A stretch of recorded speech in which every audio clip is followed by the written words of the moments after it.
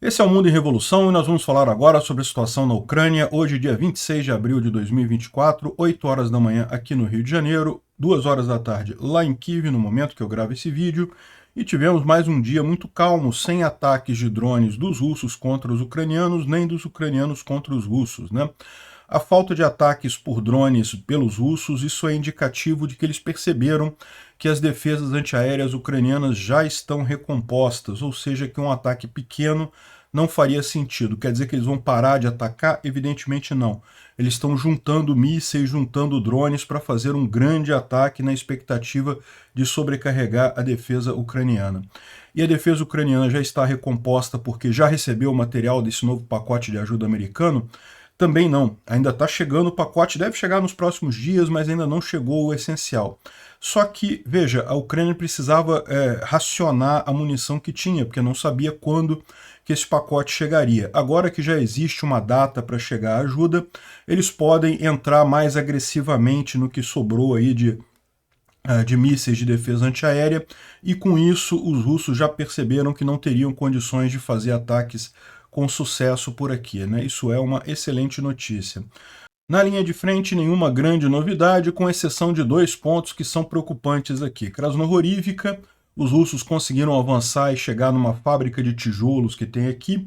Chega a ser engraçado ver eles comemorando terem tomado a fábrica de tijolos, né? Porque, na verdade, não quer dizer muita coisa isso. Mas, enfim, os russos estão comemorando muito isso, né? E outro problema é aqui em Ocheretny, ainda a contenção desse grande avanço russo por aqui. Como a gente explicou, não houve o breakthrough, mas é lógico que houve um erro por parte dos ucranianos e houve um avanço significativo não esperado dos russos aqui. Isso obrigou os ucranianos a moverem um monte de peças muito rápido, reposicionarem a sua defesa aqui. Então, não teve nenhuma grande mudança de ontem para hoje, mas a situação ainda inspira muitos cuidados por aqui em Ocheretny, né? É lógico, tem muita Roussetti falando não que as linhas colapsaram, as linhas ucranianas colapsaram, o que é falso. Para um colapso teria que primeiro ter havido o breakthrough. Não houve, né? Houve um princípio de exploração do breakthrough aqui, mas rapidamente os ucranianos se recompuseram e impediram que isso se transformasse de fato num colapso, como a gente já explicou alguns dias atrás, né? A expectativa aqui é que os ucranianos vão ter que reposicionar mesmo as linhas defensivas aqui, então vai ter que ceder um pouco mais de território aqui, mas a coisa está contida, o que é positivo. E felizmente, justamente na região que é a menos importante para os ucranianos nesse momento do ponto de vista estratégico, tá? Então, é lógico que todas as cidades ucranianas são importantes, é sempre trágico que os russos consigam avançar, mas do ponto de vista estratégico, no longo prazo, isso faz muito pouca diferença por aqui. Bom, falando sobre o fronte diplomático, teve uma novidade, os russos bloquearam dinheiro de um banco americano na Rússia. Olha que coisa, o JP Morgan é um banco americano que tinha filiais na Rússia, e tinha investimentos por lá, e os russos decidiram sequestrar o dinheiro do JP Morgan, né?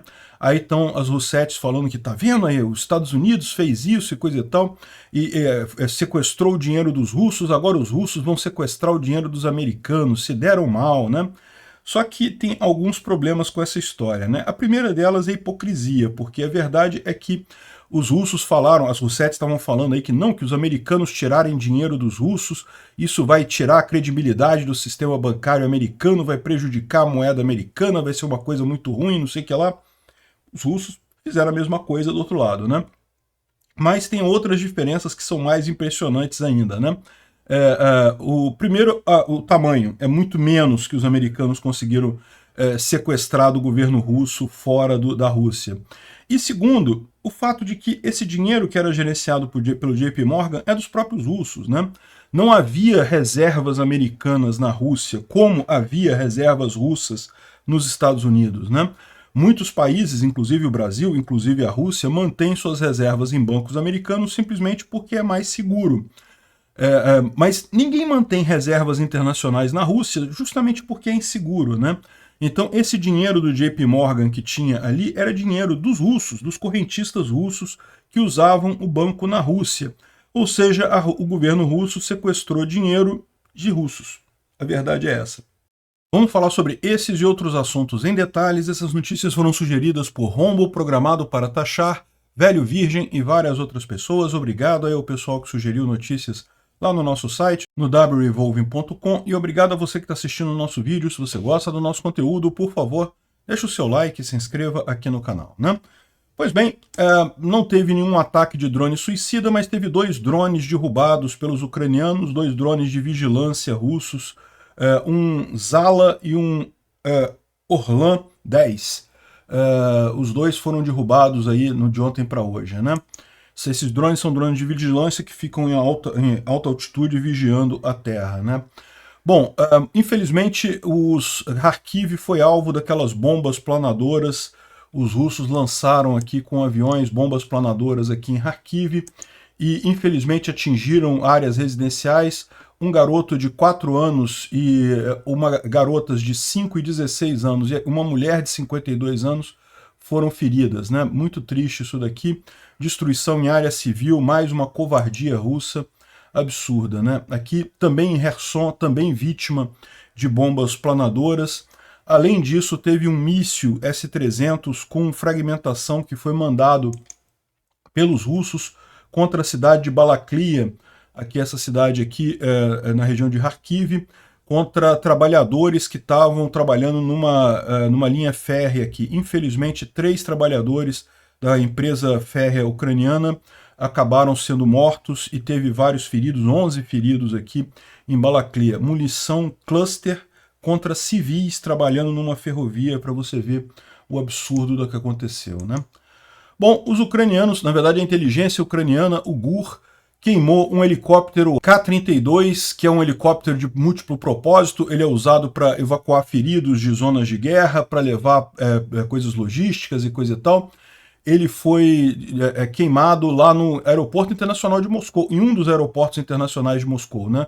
O Ostafevo. Mas é impressionante isso, né? Como é que um helicóptero consegue ser incendiado num aeroporto internacional.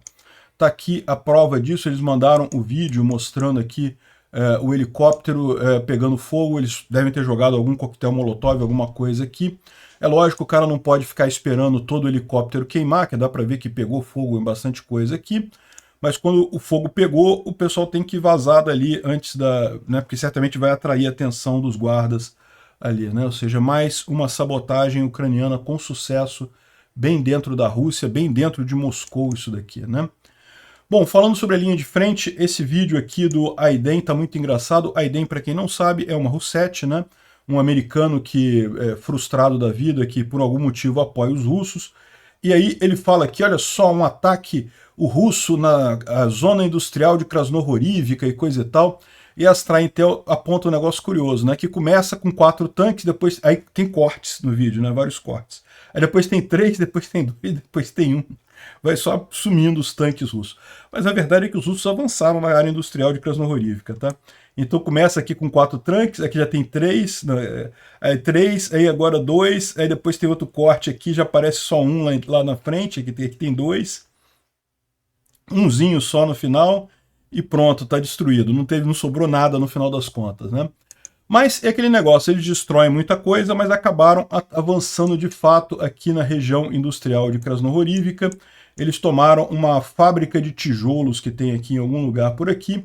Essa aqui é a região industrial de Krasnohorivka, dá para ver aqui no centro aqui, ó. Tem empresas aqui, coisa e tal, e eles tomaram essa fábrica de tijolos que fica em olaria, né? Que no Brasil se chama olaria. Essa fábrica de tijolos que tem aqui, né? E o pessoal tá achando engraçado que a mensagem que eles colocaram para tomar essa fábrica de tijolos foi urra! Urra é um grito típico lá do exército russo, né? De comemoração e coisa e tal. E eles estão comparando aqui porque lá no dia 25 de fevereiro de 2022, quando havia a ideia de que Kiev seria tomada, né? Para quem não lembra do início da guerra, pode ver os primeiros vídeos aqui, tem a série minha há 500 dias atrás, que a gente está recapitulando o que aconteceu na guerra da Ucrânia, mas se você pegar os primeiros vídeos lá, aqui do canal, eu acompanho a guerra desde o primeiro vídeo, desde o primeiro dia, aliás, desde o dia 22 de fevereiro, dia quando foi decidido, né, quando os russos anunciaram que iam fazer a guerra, mas no dia 24 de fevereiro, dia 25, por algum momento o pessoal realmente achava que Kiev iria cair, né? Os russos avançaram muito rápido ali no norte da Ucrânia e chegaram muito perto de Kiev, chegaram a tomar Hostomel, chegaram a tomar Bucha, aquela região toda ali. Então, se acreditava que Kiev iria cair. E aí, na época, o pessoal estava comemorando, né? Urra! O Y é o U em russo, né, em cirílico, né? O P é o R, então isso aqui é Urra. E o pessoal falou, não, Kiev, já vamos tomar Kiev, não sei o que lá, porque estavam perto de chegar. E agora usaram a mesma coisa, Urra, tomamos a fábrica de tijolo em Krasnohorívica. Como foi a decadência da capacidade russa, né? De vamos tomar Kiev em 3 dias, não sei o que lá, para olha só, conseguimos entrar na fábrica de tijolo e coisa e tal. Enfim, aqui está a fala do cara aqui, ó, a bandeira russa sobre a fábrica de tijolo, sobre a olaria em Krasnohorívica, a 5ª Brigada do 1º Corpo do Exército, do 8º Exército do Distrito Militar Sul, tomou a fábrica de tijolos, urra, urra, conseguimos. Né? E na fábrica sozinha, capturaram 9 grandes prédios, olha, caramba, agora pronto, agora já era para a Ucrânia. As tropas de assalto, vocês são o máximo, não sei o que lá. A fábrica de tijolos fica no centro de Krasnohorívica, o principal objeto. Tem ainda pequenos lugares ali que a defesa ainda vai anunciar e não sei o que lá. Mas, na verdade, não é bem assim, né? Bom, depende de o que você chama de meio, né? De fato, a fábrica de tijolo é esse troço aqui no meio, né? Aqui tem coisas residenciais, aqui tem coisas residenciais, mas tem muita coisa por aqui ainda. Então, não tomaram a cidade não, né? Tomaram a fábrica de tijolo, né? Que, aliás, não é isso tudo aqui não, tá? Essa parte primeira aqui do lado de cá, ó, esses prédios aqui que eles tomaram, né? Enfim, houve avanço russo em Krasnohorívica, tá? Mas, ao contrário do que os russos estão comemorando aqui pra caramba, não é um avanço tão grande assim, né? Bom, aqui tem a visão, acho que da imagem aqui da fábrica que eles tomaram e coisa e tal. Estão dizendo aqui que tem uma bandeira russa. Eu não consegui ver a bandeira russa aqui não, mas deve estar em algum lugar por aqui, né? Bom, outro lugar que houve avanço russo foi lá em Solovyov. Na verdade, a gente já falou sobre isso ontem.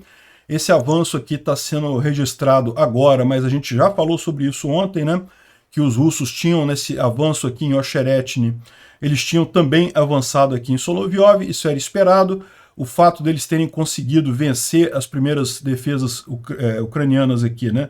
A gente explicou isso, foi um erro ali na transição de comando, iria sair a 47ª Brigada, entrar a 115ª, por algum erro, ou erro da 47ª, ou erro da 115ª, ou erro de comunicação entre as duas, por algum motivo, a 47ª saiu, a 115ª não entrou, e os russos aproveitaram isso e conseguiram fazer a festa. Por muito pouco esse erro não levou a um breakthrough aqui na região, né? Mas é lógico, como eu falei ontem, isso ainda vai causar prejuízo para a Ucrânia, os russos ainda vão ter que avançar, ainda vão conseguir avançar um pouco por conta desse erro ucraniano. Erros desse tipo em guerra costumam custar muito caro, mas a pior situação foi evitada, né? Aqui está a bandeira russa, segundo eles estão dizendo, aqui em Solovyov, tá aqui, ó, tá aqui a bandeirinha russa, dá para ver aqui, a bandeirinha russa ali em Solovyov, ali perto de Avdiivka, né? Então isso aqui só confirma o que a gente já falou ontem. Ontem a gente já tinha falado que os russos tinham chegado ali na parte leste de Solovyov. Ao contrário do que o pessoal está querendo dizer, do que algumas russetes estão dizendo, não tomou a cidade toda de Solovyov, tomou apenas uma pequena parte aqui no leste. Solovyov é cruzada por um riacho aqui, um pequeno rio. Não consta que nada do lado de lá esteja comprometido ainda, né? Os russos chegaram por aqui, Novobarmutivka caiu, mas Solovyov ainda está no processo aqui, ainda está na luta. É possível, tá, que os ucranianos ainda tenham que recuar aqui em Solovyov, talvez aqui para Novoprokhovsk e Sokil, talvez seja a próxima linha defensiva aqui. É o que eu falo, não tem jeito, erros desse tipo acabam custando caro, mas o importante é que o breakthrough aqui foi evitado, né? A Astra Intel faz uma longa thread aqui para explicar por que mesmo que os ucranianos ainda venham a perder mais espaço aqui no fronte leste, isso é pouco significativo do ponto de vista estratégico para a Ucrânia e para a Rússia também, né? Vocês sabem, não está falando dessa saída aqui de Ocheretny, isso aqui já é passado, já foi contido, ainda vai ter algum prejuízo derivado disso, mas já foi contido. Mas vocês sabem, os russos estão preparando sim uma grande ofensiva agora no início de maio, em que eles pretendem aproveitar aí, talvez os últimos dias que eles vão ter ainda de vantagem em termos de armamento e munição em relação aos ucranianos. Então eles querem aproveitar isso, eles devem fazer um último ataque, provavelmente por isso também que eles estão guardando drones e mísseis para fazer um grande ataque final contra a Ucrânia, enquanto ainda não chegaram os equipamentos novos, né? Enfim, imagina-se que vai ser aqui no leste e que a Ucrânia vai ter que ceder mais território por aqui também, né? Então isso é uma preocupação que o pessoal tem, e ela está falando aqui, ela ou ele, né? Porque a gente não sabe o que é aqui, que isso não é uma coisa preocupante, território ali no leste é meramente território. E aí dá exemplo de várias guerras aqui, o quanto que o Japão chegou a tomar de territórios na Segunda Guerra Mundial e depois acabou perdendo tudo, o quanto que a Alemanha chegou a tomar na Segunda Guerra Mundial também e acabou perdendo tudo no final das contas, ou seja, o quanto que aqui, por exemplo, os russos chegaram a tomar tudo isso daqui, foi tudo retomado muito rapidamente na ofensiva de Kharkiv, né? A ofensiva de Kharkiv foi uma coisa que aconteceu em poucos dias, né? Poucos dias os ucranianos retomaram tudo aqui, conseguiram um grande breakthrough aqui em Balaklia e a partir daqui conseguiram avançar aqui e retomar toda essa área, né? O que ela está querendo dizer aqui basicamente é que não importa, os russos vão avançar alguma coisa agora, mas isso não importa, porque isso vai ser retomado mais adiante. O importante para a Ucrânia agora é justamente poupar esforços, poupar soldados, poupar equipamento, para quando essas coisas forem efetivamente significativas, né? Ela falando aqui sobre Ocheretny, né? Ocheretny, ele falou que avançou mais um pouco, mas isso daqui são coisas meramente táticas, né? Não tem nenhum peso estratégico no final das contas, né? Aí finalmente tem aqui a revisão da linha de frente. A situação na área de Ocheretny, na verdade, melhorou para os ucranianos, graças às ações defensivas das tropas. A ameaça ali foi demovida ou foi diminuída para uma ameaça de nível tático, ou seja, mais uma vez, ainda podemos perder algum território, mas não vai ser muito mais do que isso, né? Chassiviar continua completamente sob controle ucraniano. Os russos tentam avançar em Zaporizhia, mas continua sem nenhum avanço ali. E esse é o ponto que ela ressalta, que na verdade, do ponto de vista estratégico, o fronte aqui em Zaporizhia é muito mais importante. Zaporizhia e Kherson é muito mais importante do que o fronte leste aqui. Aqui na verdade importa muito pouco no final das contas. Então, e de fato os russos lá em Zaporizhia não conseguiram avançar nada. Ali a Ucrânia está cuidando com muito mais carinho da posição defensiva, né? Os russos tomaram a maior parte de Ocheretny e Solovyov, mas os ucranianos ainda mantêm Berdych e Semenivka, então isso não vai fazer muita diferença por ali, né? Bom, vendo aqui os mapas do Poulet-Volant, mais uma vez a situação aqui em Solovyov, né? Dá para ver aqui um avanço russo por aqui. Teve algum avanço russo aqui também em Novokalinov, nessa região aqui. E aqui em Krasnohorivka também, como a gente mencionou. Repara que Krasnohorivka é grande, né? A maior parte da cidade continua nas mãos dos ucranianos. A única parte que foi tomada é aquela parte central ali que tem a fábrica, a olaria, né? A fábrica de tijolos ali, né? Aqui, vendo o fronte de Zaporizhia, em Velika Novossilka, nenhuma mudança significativa. Aqui um pequeno recuo ucraniano aqui, mas nada significativo. E aqui em Robotny também nenhuma mudança na linha de frente, só que eles apontam aqui que teve muita movimentação de tropa russa aqui. Ó. Repara quanta mudança de tropa russa aqui.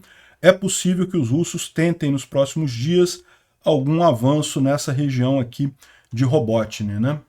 O Instituto para Estudo da Guerra confirma aquilo que a Stray Intel está falando aqui, né, que as forças russas conseguiram estabilizar o saliente a noroeste de Avdiivka e podem fazer outros ganhos táticos que forcem a Ucrânia a retirada ali, retornem as posições para uma linha mais defensável, né?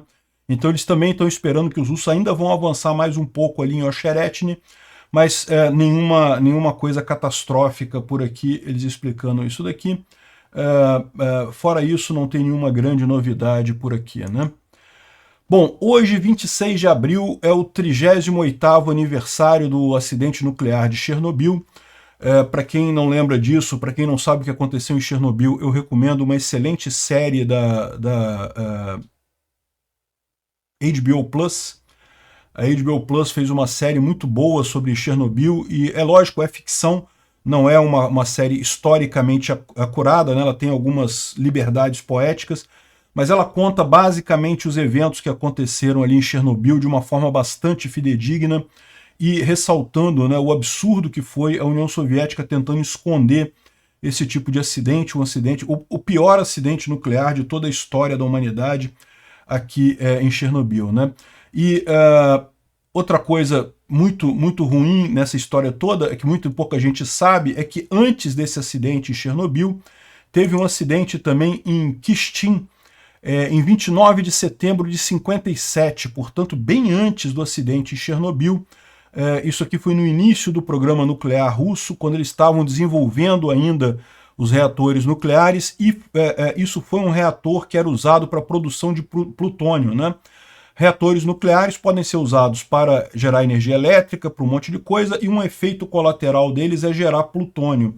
Os russos queriam plutônio para motivos de armas nucleares, então esse reator que tinha nessa cidade de Kistin, que fica lá na região de Chelyabinsk, é bem lá nos Montes Urais, lá uma região bem afastada da Rússia, mas esse reator tinha os mesmos problemas que o reator de Chernobyl. Então, e esse reator explodiu logo em 57 e causou um desastre, porém, como a pluma radioativa foi principalmente para oeste, ou seja, alcançou apenas a Rússia, não chegou no Ocidente, a Rússia conseguiu esconder esse acidente, não falou para ninguém, ninguém ficou sabendo disso. Dizem que os americanos ficaram sabendo pelas medições deles, mas preferiram não falar nada porque temiam que os americanos começassem a questionar o programa nuclear americano. Então os americanos teriam ficado sabendo, mas ficaram quietos também desse acidente aqui. Agora, o detalhe que é mais impressionante é que o tipo de problema que deu foi o mesmo desvio de negativo, não sei o que lá, de controle negativo, é o mesmo problema que deu em Chernobyl, foi o problema que deu nesse reator. Os russos sabiam que os reatores dele tinham aquele problema que podia causar explosão catastrófica e não consertaram isso por burocracia, né? Enfim, custou aí um acidente terrível como Chernobyl, que no final das contas foi descoberto rapidamente, porque aqui era perto demais da Europa, aí a nuvem chegou na Suécia, chegou na Inglaterra, chegou num monte de lugar da Europa, não teve como os russos esconderem esse acidente de Chernobyl aqui. Ainda assim, para vocês terem uma ideia, as autoridades da União Soviética no dia 1º de maio faziam a procissão do dia 1º de maio, Dia do Trabalhador, né? Forçaram as pessoas de Kiev a fazer o desfile de 1º de maio, mesmo sabendo que a nuvem radioativa estava sobre Kiev naquela época. Um absurdo, né? É lógico, as pessoas ali não sabiam que tinha a nuvem radioativa, muita gente não sabia ainda que tinha havido um acidente na usina de Chernobyl, né? Porque não havia essa coisa, os russos escondiam as informações, né? Enfim, uma tragédia terrível que mostra só o descaso da União Soviética com esse tipo de coisa, né? E bom, o Zelensky fez aqui uma postagem sobre isso, lembrando que a radiação não tem fronteira, não tem limite, então por 35 dias a Rússia ocupou Chernobyl em 2022 e saquearam laboratórios, capturaram guardas, abusaram do pessoal e usaram estação para lançar operações militares, ou seja, um risco danado de piorar a situação ali. E agora, já há 785 dias, os terroristas russos mantêm refém a usina nuclear de Zaporizhia, que é a maior usina nuclear da Europa.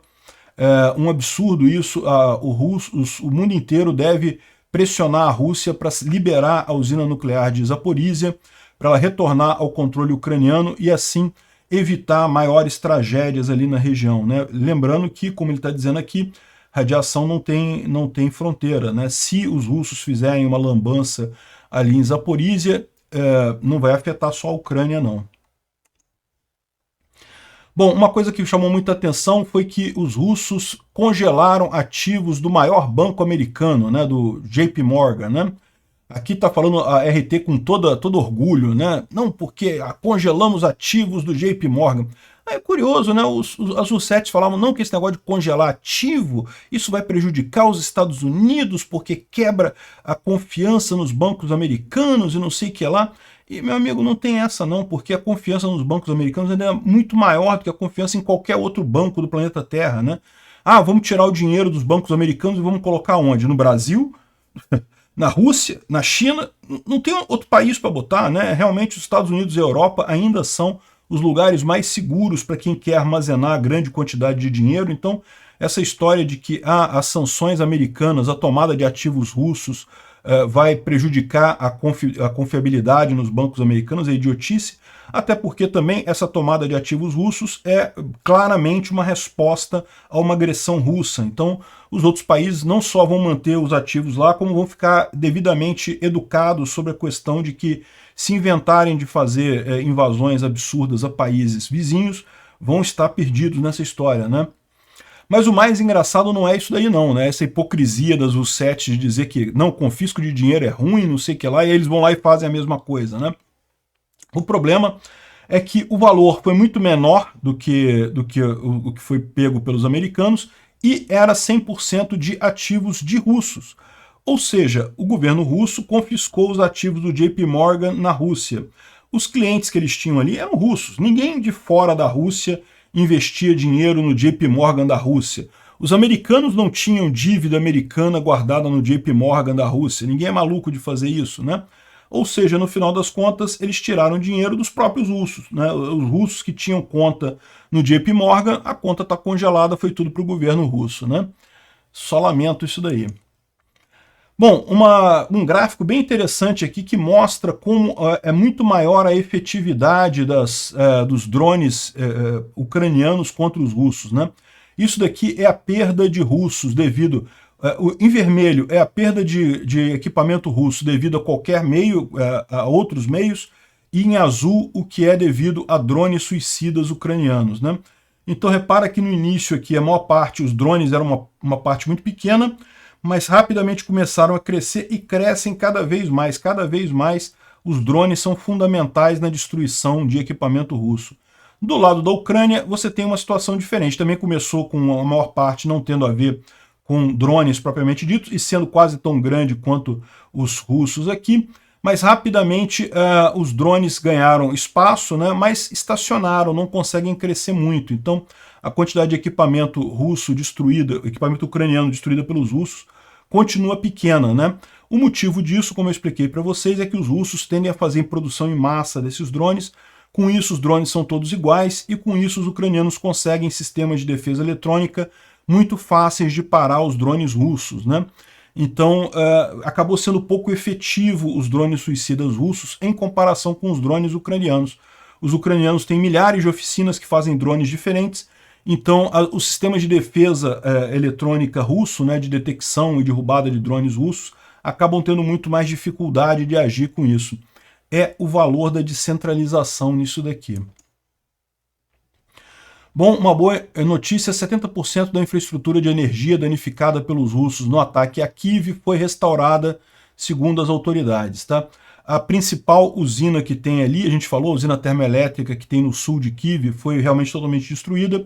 Essa vai levar muito tempo para ser restaurada, mas outros itens que tinham sido danificados também, subestações, transformadores e coisa e tal, isso já foi em grande parte corrigido, e como a Ucrânia tem importado energia elétrica da Europa, isso vai acabar se equacionando sem grandes problemas, né? Bom, as armas que estão chegando para a Ucrânia devem chegar nos próximos dias, mas não imagine, próximos dias a gente vê aí o próximo mês, né?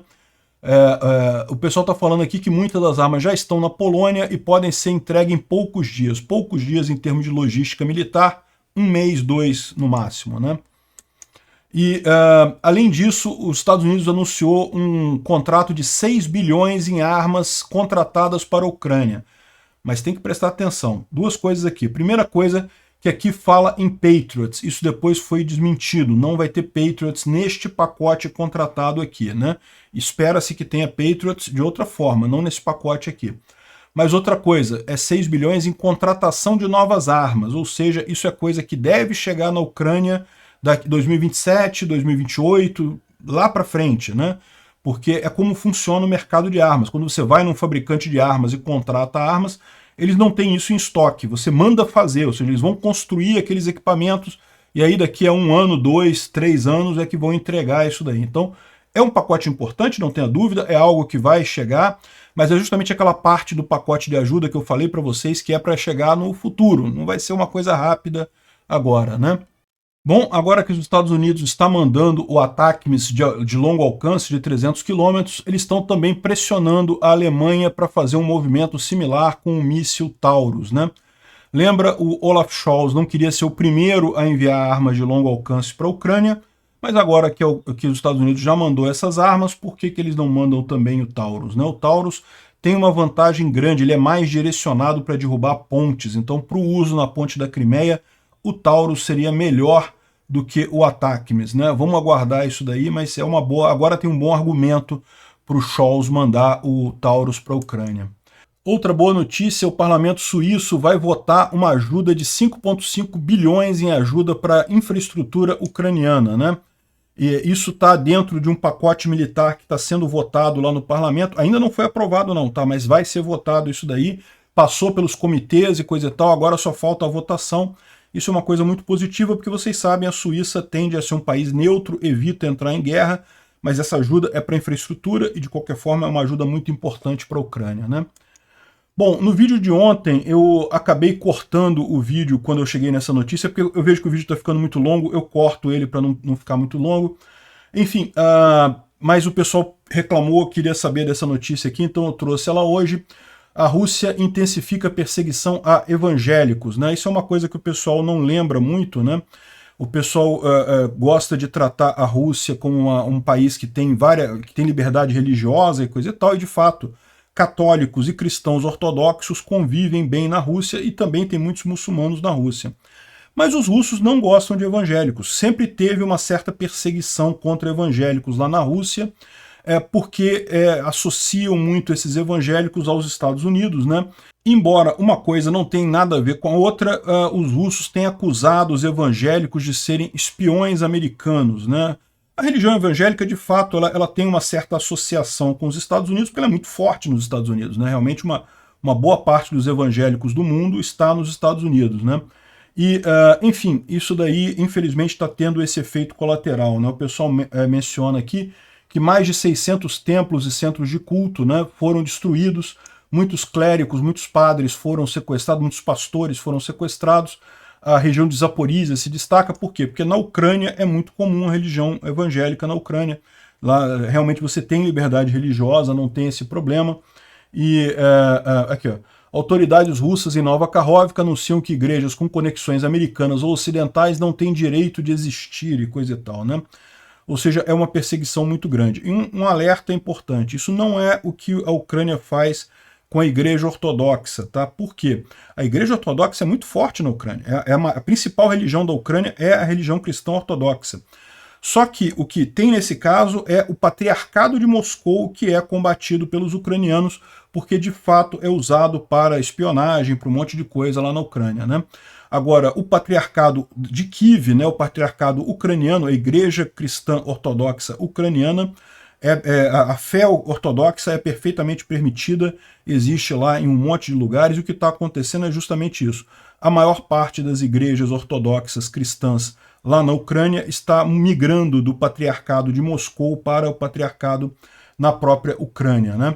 Enfim, de qualquer forma, e de novo, essa associação da Igreja Ortodoxa russa com o patriarcado de Moscou com o serviço secreto russo não é uma mera hipótese, não é uma mera maluquice na cabeça das pessoas. O patriarca Kirill, ele é um ex-agente da KGB, apoia abertamente a invasão, ou seja, totalmente, são dois pesos, duas medidas aí. Os russos atacam os evangélicos absolutamente sem motivo nenhum, sem nenhuma lógica, por perseguição religiosa pura, né? Ao passo que a Ucrânia tem mesmo combatido o patriarcado de Moscou, mas não a religião cristã ortodoxa em si. Obrigado por assistir o vídeo até o final. Se gostou do conteúdo, não esqueça de deixar o seu like, isso ajuda o canal a crescer e a chegar para mais gente. Se não gostou, deixe o dislike e explique nos comentários como podemos melhorar. Comente também sugestões de temas que podemos trazer por aqui. Comentários insultuosos ou defendendo ditaduras e criminosos de guerra serão sumariamente bloqueados. Agradeço a compreensão. Se ainda não é inscrito no canal, considere se inscrever clicando no botão inscrever-se abaixo e marcando a campainha para todos os avisos. Se quiser ajudar o canal, veja no nosso site como você pode fazer isso.